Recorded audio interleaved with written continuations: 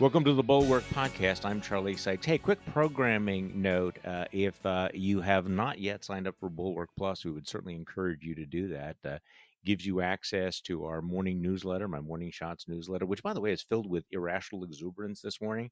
It's kind of a different look for me, that looking ahead and saying, here's a modified case for optimism, that things might not just return to normal, they might actually be better than normal. It's kind of a springtime for Biden and the rest of us. You also get JVL's midday newsletter. We have a host of podcasts, including The Next Level, The Secret Podcast. Honey Bunch has a podcast. And of course, Mona Charen has Begged to Differ, all of that. And one of the special features that we offer are the Thursday night Bulwark, what do we call it? Bulwark live stream, Bulwark Plus live streams. I think we call it Bulwark Thursday night or Thursday Bulwark, whatever. In any case, we're going to be doing it again tonight to mark the president's first big speech, Joe Biden, having successfully gotten the COVID relief plan through Congress, is going to be speaking to the nation. And of course, we'll be marking the 1-year anniversary of the COVID pandemic, which has cost more than 500,000 American lives. We will come on live at 9 o'clock Eastern time.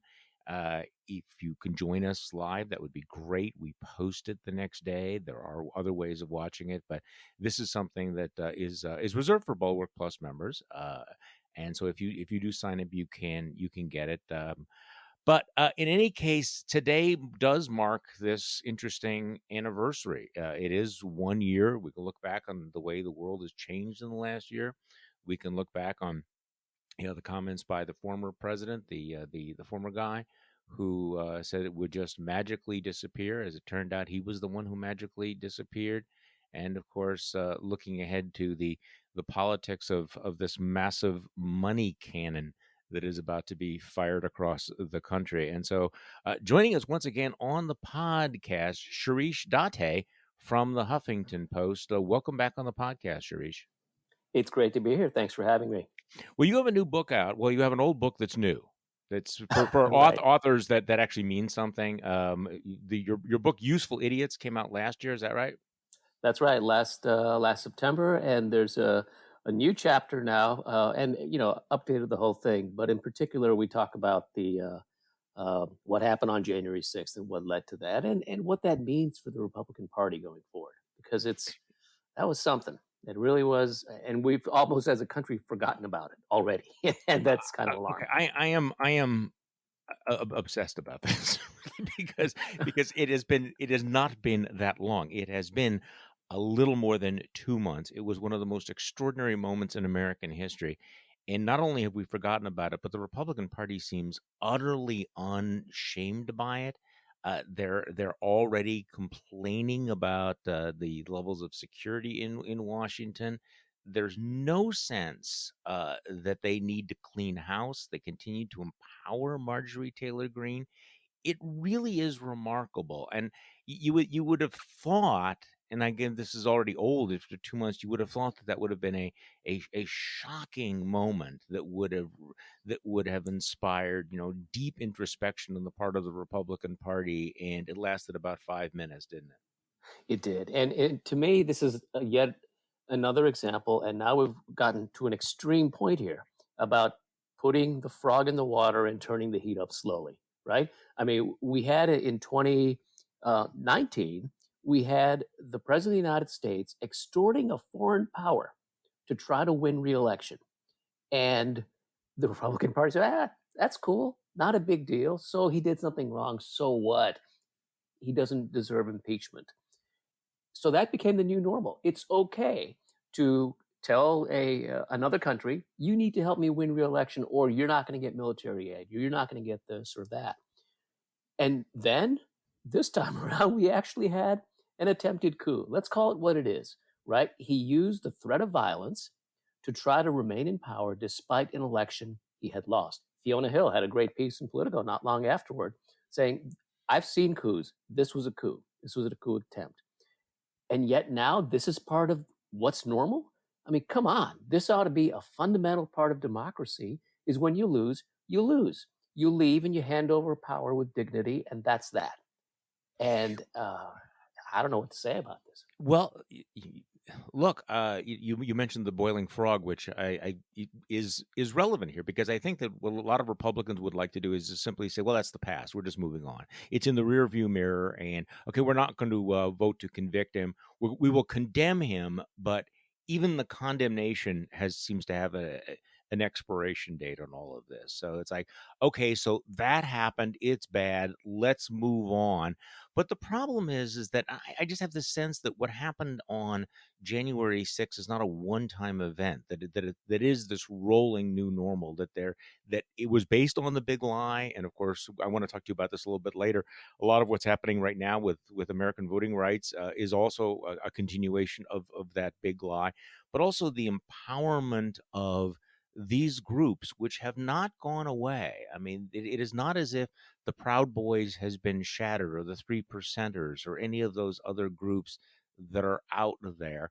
That they may seem to be, in the shadows at the moment, but my sense is that they have a completely different view of what happened on January 6th than, say, you or I would have. That they will see it as kind of a Patriots Day, and as a result, they are now a real factor in American politics, and particularly in Republican politics. I mean, they're Yeah, a constituency, right? I mean, they're like too big to condemn now. well, I guess my only sense of feeling of optimism here is that there's a whole lot of criminal prosecutions outstanding, and let's see where we are in 3 months, and 6 months, and 9 months as some of these, come to trial or are pleaded out, and you've got some people ratting out some bigger people. But this is this was an armed insurrection. They wanted to overthrow the government, and the president at the time supported it. He called them patriots. He told them go in love. This is we can't. This is this is not how we want to be remembered, and some nonsense like that. And immediately afterward, praised them again. I want to point out that 2 days after this in Amelia Island, I was at the RNC meeting, and Rona McDaniel, the chairwoman of the RNC, said that she was going to go to state capitals all over the country to, quote, make sure that what we saw in this election never happens again, unquote. In other words, she was pushing the big lie that caused what had happened just 2 days earlier. So I guess among RNC members, right? So these are presumably grown-ups who have been in politics for a while. She wasn't talking to, just a group of people at a rally or something like that. So that really struck me then, was there was no sense of, golly, we've gone too far. Yeah. This is a problem and we need to regroup. They were fine with it. They were fine with it from the days that it happened, and they remain fine with it now. Well, this was also one of those 5-minute windows when Nikki Haley was willing to separate herself from Trump. I mean, there's always they go back and forth, but she was willing to say this was wrong until she realized that there was nobody with her, and she had to scurry back and try to get an audience at Mar-a-Lago. So, but that's why I keep thinking that event, which we seem so intent on putting in the memory hole, particularly the Republicans and the conservative media, that event is going to resonate for a very long time. I think it's going to affect American politics a lot longer than we think. And I use this. I always have this image in my mind sometimes that we don't immediately understand the implications of things. It's the torpedo that hits the warship below the waterline, and the ship keeps going on, keeps moving, but it's taking on water and it's going to be down in just a little while. But we don't get it at first. Hey, so by the way, my apologies. I got the name of your book wrong, which is significant. It's Useful Idiot, right? The Useful Idiot, and the Yeah. new subtitle is Why We're Not Done with Him Yet. Okay, And so obviously, when even Nikki Haley feels compelled to try to go and kiss the former president's ring at Mar-a-Lago, that's all you need to know. We're okay, not done so with so him. the reason why it's important that I clarify this is your book is The Useful Idiot because our colleague Mona Charen once wrote a book called Useful Idiots, which is Okay. completely different, which is how liberals got it wrong in the Cold War. So I do not want to confuse The Useful Idiot with Useful Idiots by Mona Charen. Not at all the same, not at all the same thing. So your new subhead is Why We're Not Done with Him Yet. It is interesting that I mean, he's still there. There's no question about it that, he still has this incredible hold over the Republican Party. But I have to say, at least for the moment, and I could get over this, it does feel like he is receding into the background. The impact of his Twitter ban is much greater than I thought. And when he puts out these statements, they appear to be like several degrees more absurd when they don't have the sort of the imprimatur of Twitter. Do you know what I mean about that when I say that? Right. Well, there was this one Twitter account that took Right. his Twitter feed and then wrote it up as a presidential statement, and This is that what was I was hilarious thinking about. because it It was was just so hilarious. ridiculous. Yeah. Okay, so that's exactly what I was thinking of. That was a joke back then, and it did make them look more ridiculous when you put them out as a presidential statement with the presidential seal. But Right. that's the reality now. And he's putting out these tweets whining about how, remember that I did this, with the vaccine, which is, I think Sarah Longwell said, cranky pants, sore loser man, putting out these tweets, and they're not okay. Let me just read this one statement by Donald J. Trump, 45th President of the United States of America. I hope everyone remembers when they're getting the COVID-19, often referred to as the China virus vaccine, that if I wasn't president, you wouldn't be getting that beautiful quote unquote shot for 5 years at best, and probably wouldn't be getting it at all. I hope everyone remembers! Exclamation point. Yeah. Not a single part of that is true. And that was the case for most of his tweets during this entire presidency, right? And so, on the other hand, it's still kind of novel, and people are still retweeting his stuff or taking his statements and putting them out into Twitter. But again, most of the world doesn't get Twitter, doesn't care about Twitter. It's like 20% of America even bothers with it. So, you're absolutely right that his inability to get on Twitter, and I would add Facebook's even more important, is really going to cut down on how relevant he is. The only question is, when does the Republican Party realize this and move on? And I'm not sure that I see any sign of that yet. No, and obviously he's continuing to put the screws on, saying that don't use my name or my image without my permission.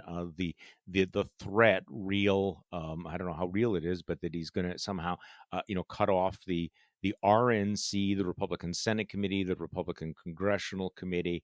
And it's all about him, so that unless they keep continue to bow the knee, that he's going to use his influence to shut off the money taps, which has got to be a real threat for these guys. I mean, that's how you get Kevin McCarthy and the turtle's attention. Right. Well, this is true, but we got to remember that he's bad at most things.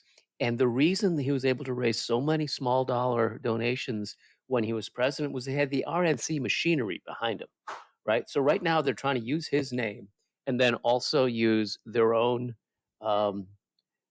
fundraising apparatus to continue raising the kind of money in small donations that they were. And he's saying, "Oh no, you can't use my name, you can't use my picture," and so on. And I thought it interesting that the RNC's lawyer's letter to him said, "Well, actually, the First Amendment says we can, and we haven't used your likeness. And of course, Mr. President, we wouldn't do such a thing without your permission. And No, then, no. by the way, here, we'll hold one of these events at Mar-a-Lago. How's that?"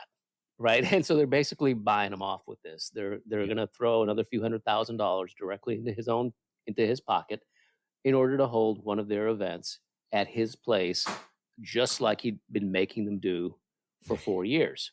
So we'll see how this plays out. But The grift is forever. They are yeah, hostage to the grift for all times. All right, let's talk about where we're at right now. Congress has now passed $1.9 trillion relief package. This is one of the largest ever.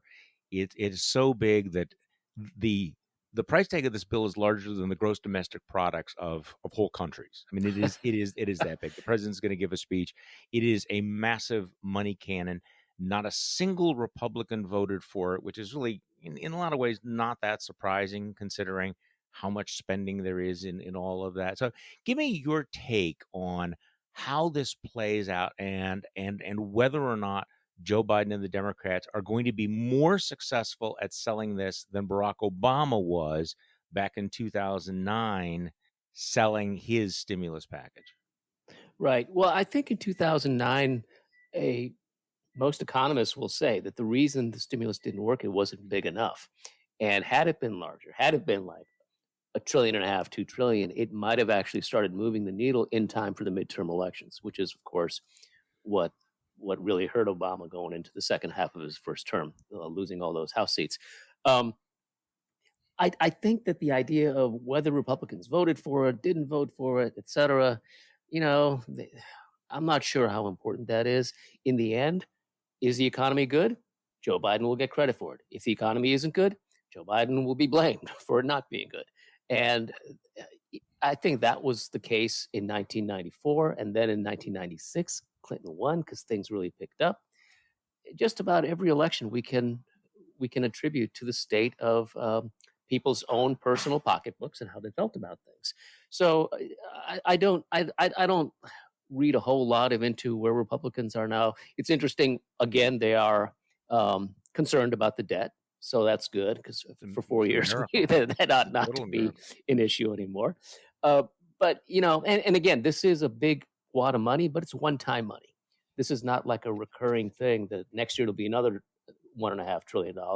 This is it. This is the stimulus. It's a one-time shot, and it's not going to add recurring debt year after year after year like recurring programs or tax cuts or something like that would do. Yeah, but some of that stuff they're going to want to keep going. I mean, I do think that there's going to be momentum for an enhanced child credit of some kind, and there may even be bipartisan support, although that's always unlikely these days.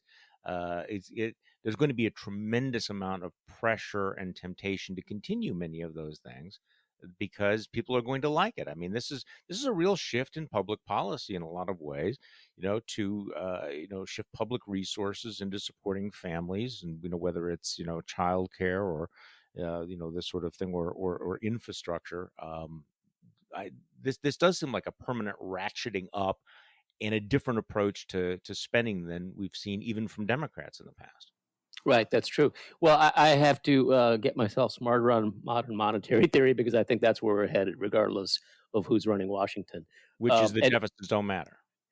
Correct. Which, remember, I believe Dick Cheney said that in 2002 or 2003. So, I don't know. We've heard the this is all catastrophic. If our debt to GDP ratio hits this amount and this amount, and maybe bond rates drop further, and eventually, of course, stuff is paid for. The economy has to be productive enough as a whole, whether it's we pay through decreased yields on bonds or whatever. This is how it's going.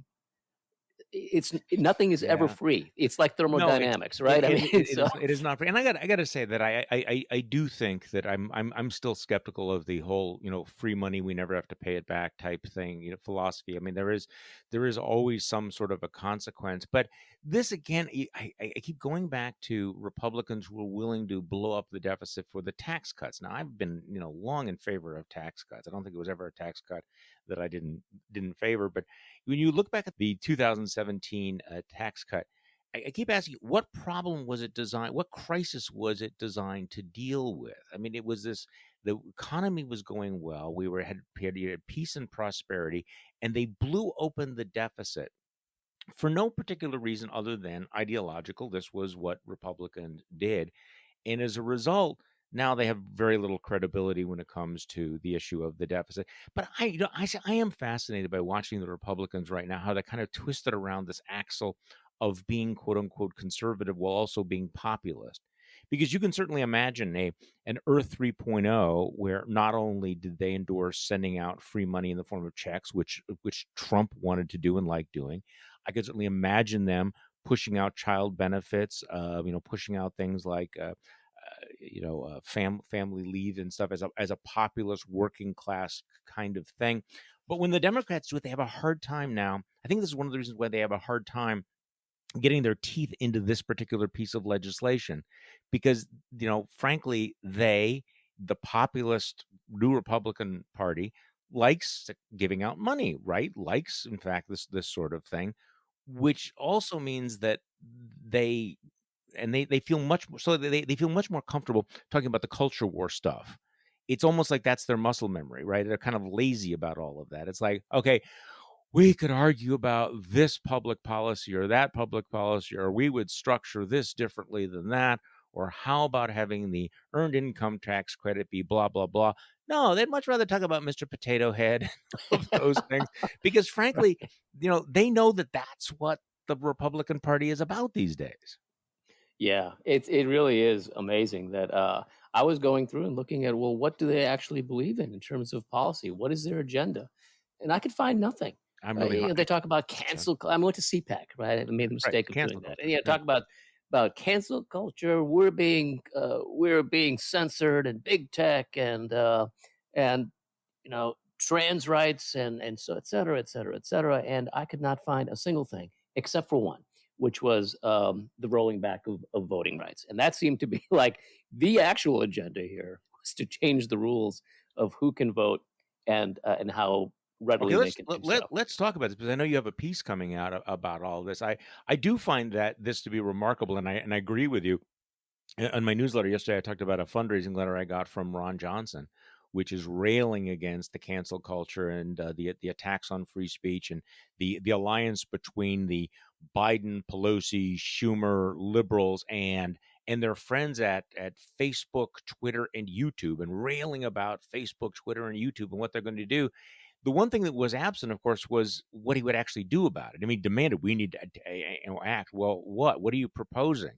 You know, 5 minutes ago, you were this free market guy who didn't think government should tell private companies what to do. Are you telling them that the federal government should step in and tell YouTube that they should, publish racist or videos or disinformation or hate? I mean, what exactly is the remedy?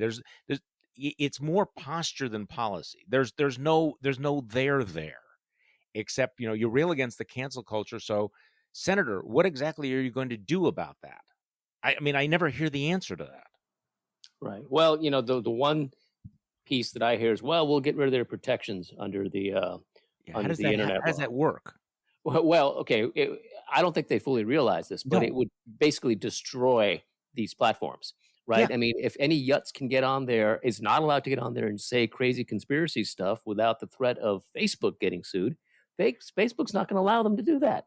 Done, right? I mean, they're not going to want to be the deep pockets for the growth industry that'll become defamation law. I mean, so yeah, there No, is no well, I mean, well, and in fact, it creates more incentive for the platforms than to pull things that are exactly. are distasteful. So that's the part where I'm going, okay. So up until again yesterday, I mean this metaphorically, every conservative in America said absolutely no private company should be, forced to say anything that they don't believe in. No baker should be forced to make a, gay wedding cake. No photographer should be forced to go and shoot a gay wedding. Remember all that stuff? Of No, course. now it's like, no, we must force Twitter to run this account and say these sorts of things. It is completely incoherent.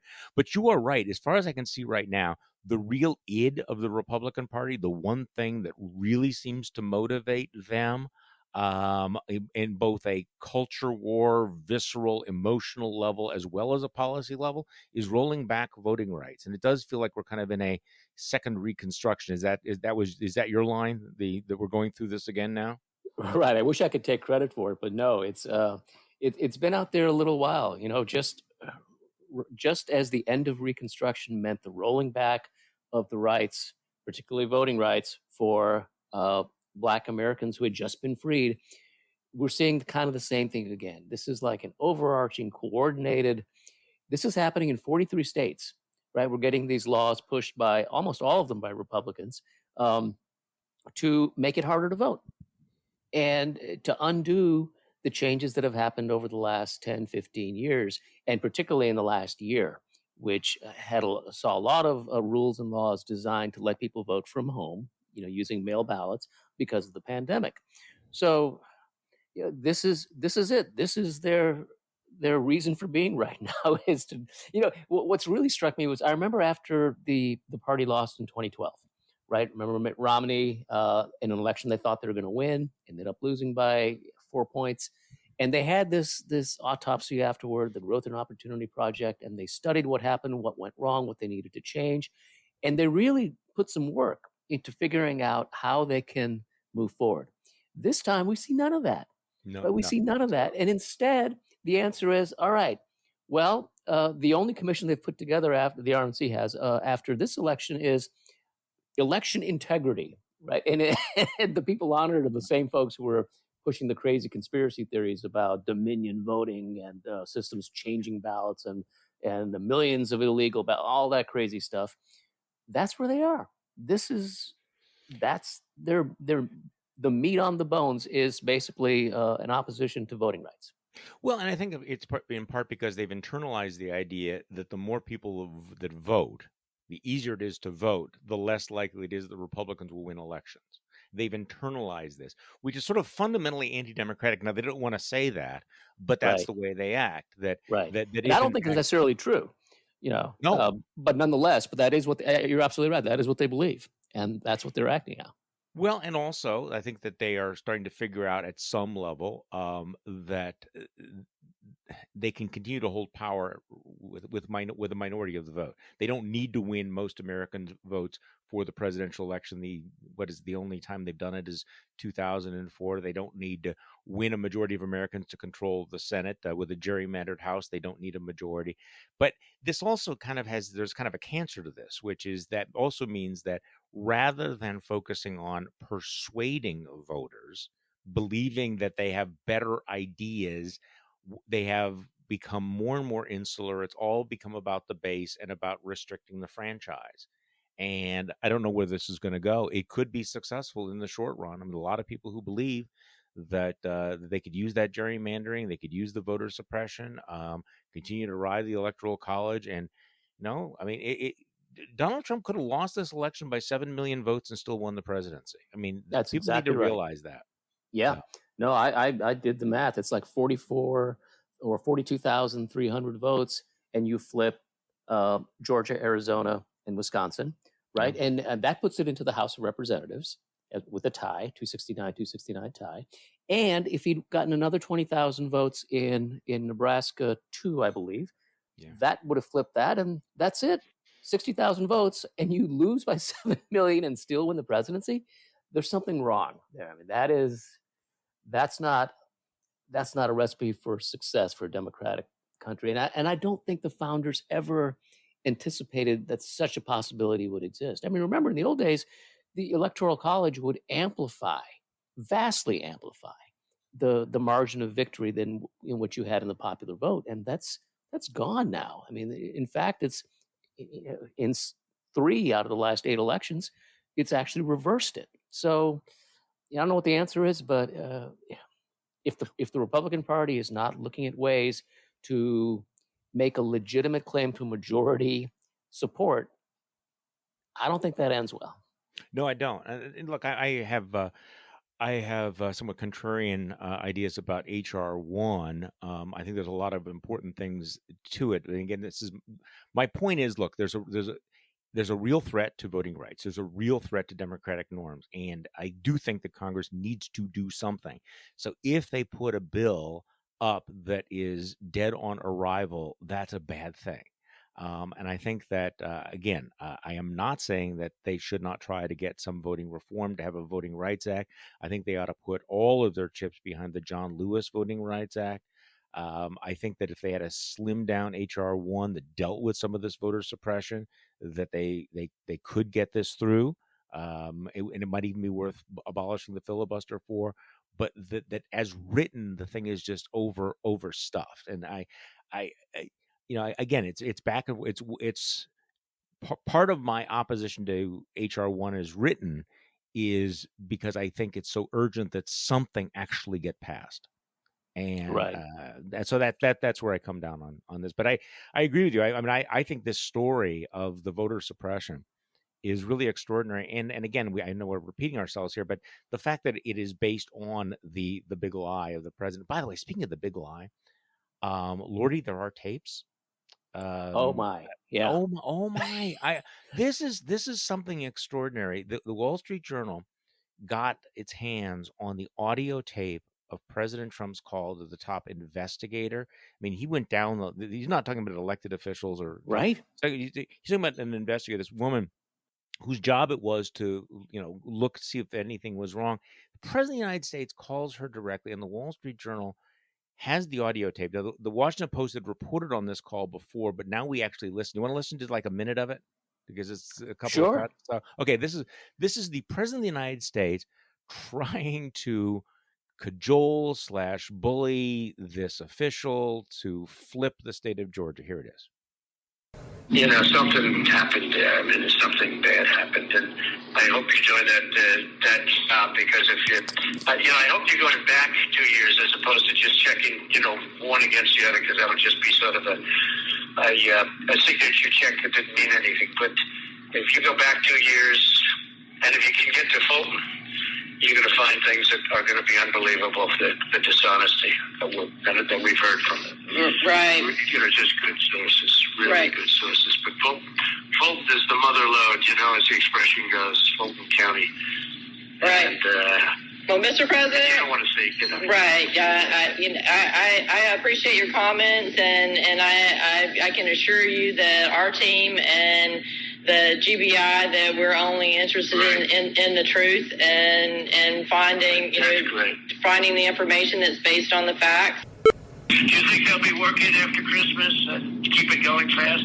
Because, we have that date of the 6th, which is a very important date. Right. I know you've got that coming up, and I can assure you that I'm going to be working, and we're going to be working, and it's good. And he goes on. I think part of it's sort of entertaining, where he's explaining why he couldn't possibly have lost Georgia, because he won Alabama and he won all of these other states and he won Florida, he won Texas. Therefore, it is impossible for him to have lost Georgia. And he's got nothing. He's got no evidence whatsoever. But he was serious about trying to get these officials to overturn the election. And Sharish, nothing like this remotely has happened in American history before. I don't know how many times we can reiterate that or repeat that. When Nixon had people break in, or perhaps they only found out about it afterward, but when those people broke into the Watergate, it was to just find out what the DNC was going to do, right? Find out their secret plans for the election. They didn't try to overturn the election. They didn't try to literally steal, an election they had lost, or to. I mean, this is really amazing. But, on the other hand, we had some Republicans, some nonpartisan officials in Georgia who decided, enough's enough. And I'm not a party to this. And that's why we have these tapes.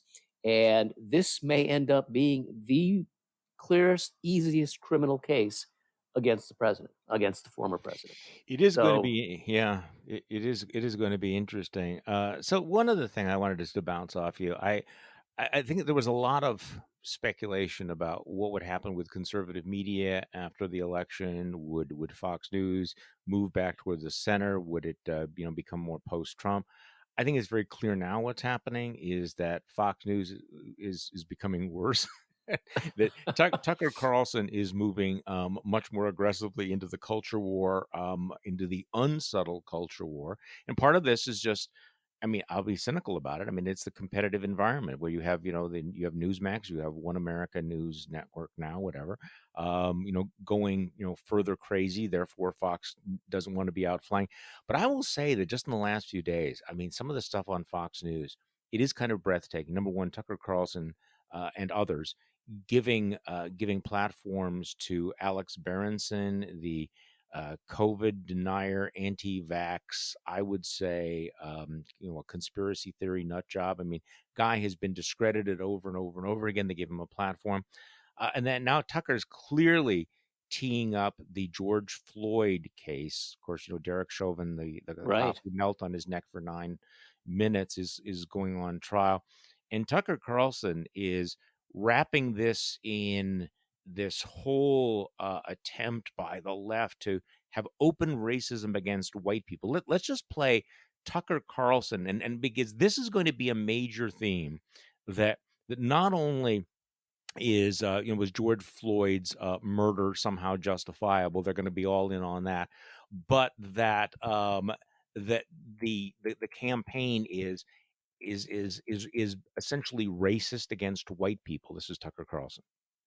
George Floyd's death was sad. Every death is sad, as we often point out. But the question is, was it murder? That question matters deeply because George Floyd's death has been used to reshape how we live in this country. Because he died, we have something called equity. And under the pretext of equity, our leaders have enshrined open racism in nearly all of our institutions. You see it everywhere, from corporate hiring quotas to woke kindergarten lesson plans. Americans have been told that George Floyd's death was a racist murder, and they're responsible for it. Okay, Sharish, this whole thing that there is no racism, that the real open racism is against white people, this is going to become, this is really the heart of a lot of the Trumpist appeal, but it's becoming more nakedly explicit on shows like Tucker Carlson's. Right, and I think there's polling that shows that that the majority of Republicans, or maybe it's a majority of Trump supporters, I don't know if there's a big distinction at this point, but believe that, yeah, the victims of racism, the real victims of racism right now are white people in America.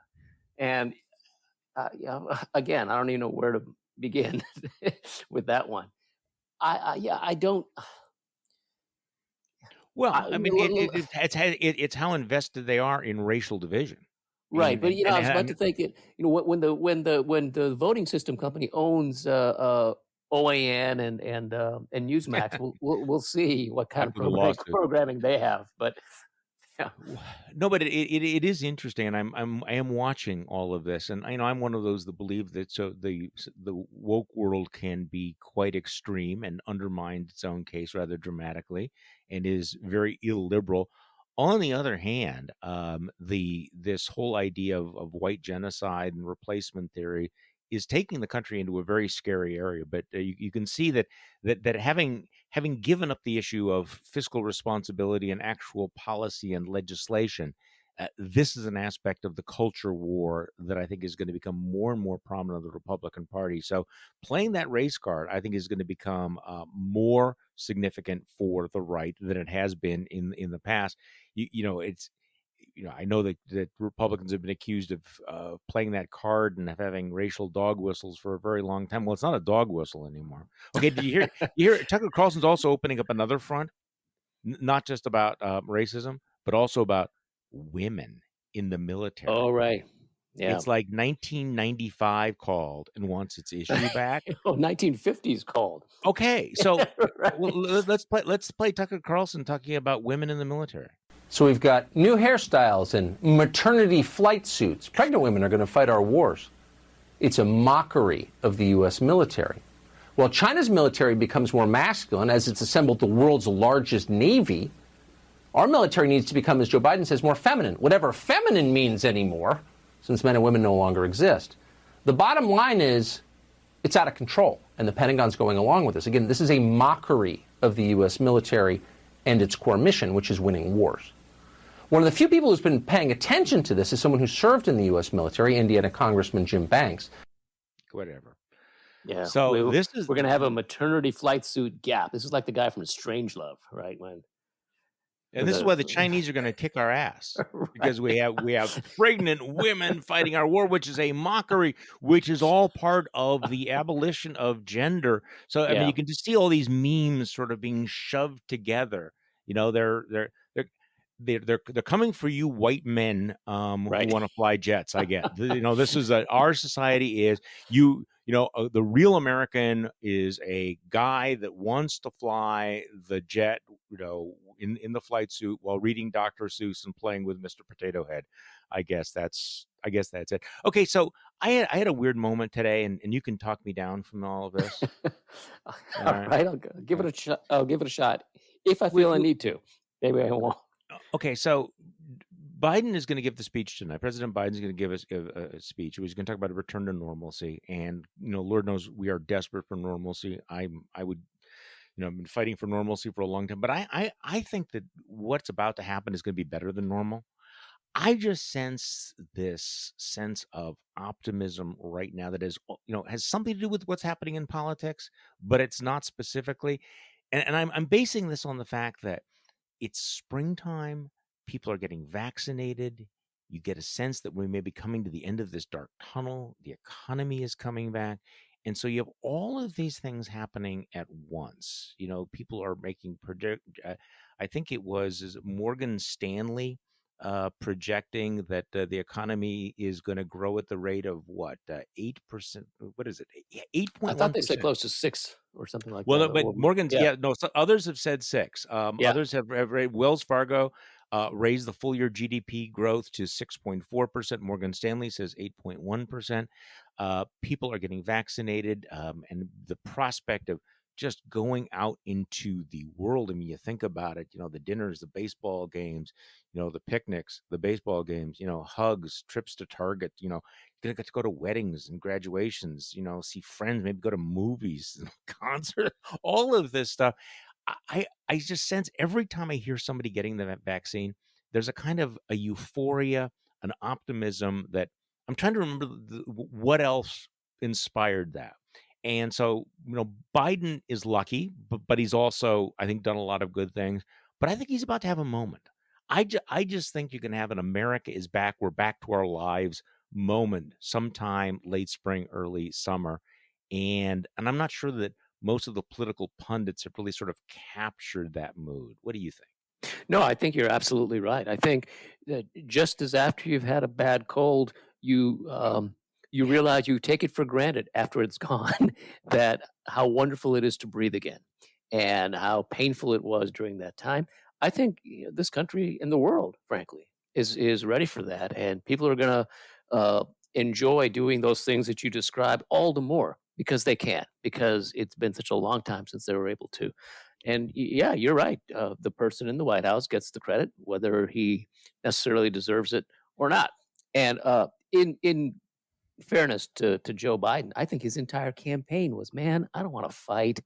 I just Yeah. want things to be normal. And that's why so many progressives hated him during the primaries. Was like, what do you mean you're not going to fight? What's this about? And he was right. He was right. That's what people wanted after 4 years of Trump was just settle, just chill. All right, we're tired of all the nonsense. And 81 million people said, "Yeah, I want that."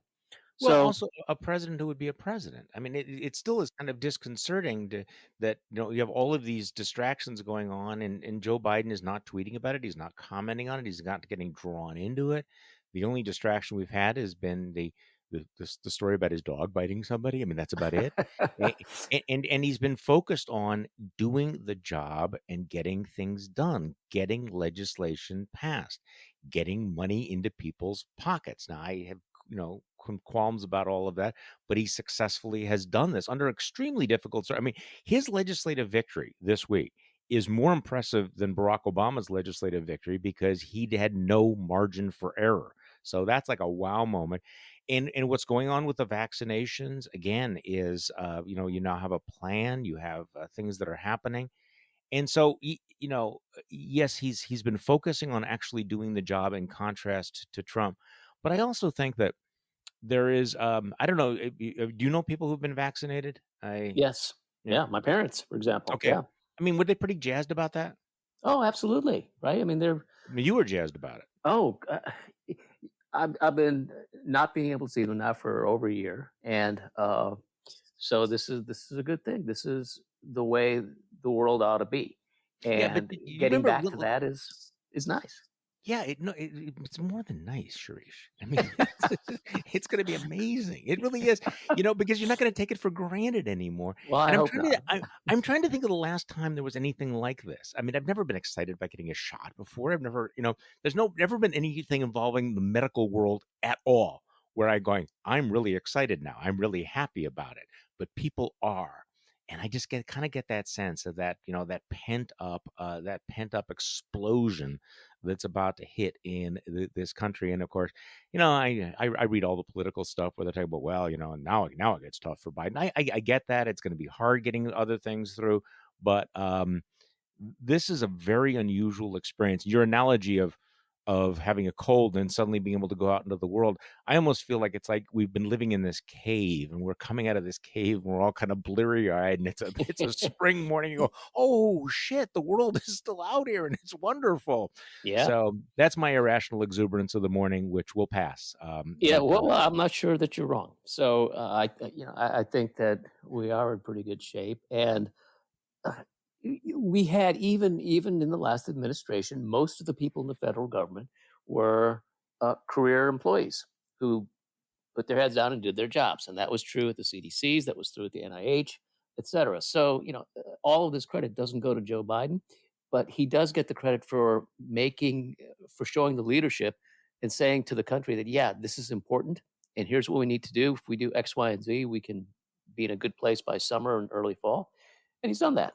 And it's refreshing to have a grown-up, in the White House again. And I'll tell you, as a White House reporter, I'm still trained to clench my teeth when I see, oh no, a statement from the president or a statement by the press secretary. What insane nonsense is it now? What do I have to spend the rest of the day debunking or whatever? And it's something innocuous and totally fine, and I can just go on with the rest of my day. When I was running through the other things, is like, the orange guy's going to be out there. He's going to be issuing these silly statements, but the fact is he's gone, so things are good. Not sure it's happy days are here again, but it's so. Shirish Dáte, thank you so much for coming back on the podcast. Appreciate it very much. The book is The Useful Idiot, and a new edition is out. Thanks for coming back on. Thanks for having me. And thank you for listening to today's Bulwark podcast. I'm Charlie Sykes. We will be back tomorrow, but you knew that, and we'll do this all over again.